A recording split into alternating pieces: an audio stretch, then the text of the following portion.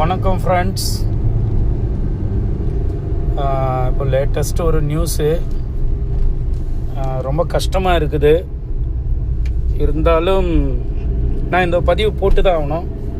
ஏன்னா நானும் சராசரி மனுஷன் தானே. சொல்ல வர விஷயம் என்னென்னா, மரியாதைக்குரிய திருமாவளவன் அண்ணனை எங்களுக்கு ரொம்ப பிடிக்கும். அதாவது பதவி ஆசையோ பண ஆசையோ இல்லாமல் அவர் தொண்டு ஆட்சி இத்தனையே காலம், ஏகദേശம் என்னுடைய அறிவுக்கு ஒரு 30 வருஷம் இருக்கும்னு நினைக்கிறேன். அவருடைய அரசியல் வாழ்க்கை 32 வருஷம் இருக்கும்னு நினைக்கிறேன். அதுக்கு மேலே இன்னும் உழைச்சின்னு இருக்கிறாரு. தற்காலம் இந்த ஒரு எலெக்ஷனில் அவருக்கு ஓட்டு சதவீதம் கொஞ்சம் குறைஞ்சிடுச்சு. அதாவது இளைஞர்கள் ஒன்று விஜய் மோகத்தால் அவங்களுக்கு ஓட்டு போட்டாங்க. ஓகே, பரவாயில்ல. ஆனால் நாளைக்கு ஏன் திருமாவளவன் அண்ணனை விட்டுட்டு வந்தோன்னு சொல்லி வாலிபர்களாக திரும்பி உங்ககிட்ட திரும்புறதுக்கு உண்டான சான்சஸ் இருக்குது. அதனால் நான் சொல்ல விஷயம் ஷார்ட்டாக சொல்லிடுறேன். திருமா அண்ணனுக்கு ஆதவ் அர்ஜுனா மறைமுகமாக விசிகே கட்சியை அழிப்பதற்குண்டான எல்லா வேலையும் பார்த்துன்னு வராரு.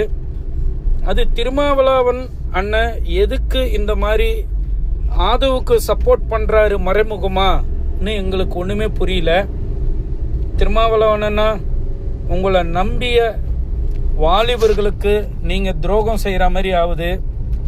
ஆதவ் அர்ஜுனா பேச்சை கேட்டுக்குன்னு நீங்கள் தாவேகா கட்சியில் போஸ்டிங் வாங்க போகிறதா பல தகவல் வருது. நீங்கள் உண்மையும் நேர்மையான தலைவர்னு நாங்கள் நினச்சின்னு இருக்கிறோம். எங்களுடைய நினைப்பில் நீங்கள் மண்ணில் நெருப்பை வாரி போட்டுறாதீங்க. ஏன்னா உங்கள் மேலே எவ்வளோ கடுமையான விமர்சனம் வரும்போதும் அதுக்காக குரல் கொடுத்த கூட்டத்தில் நானும் ஒருத்தன். திருமாண்ணா, நீங்கள் யோசனை பண்ணுங்க.